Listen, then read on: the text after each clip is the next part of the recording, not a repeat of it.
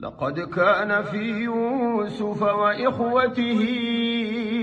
آيات للسائلين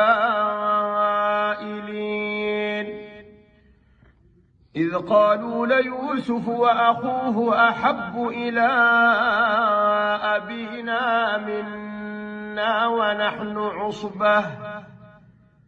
إن أبانا لفي ضلال مبين اقتلوا يوسف أو اطرحوه أرضا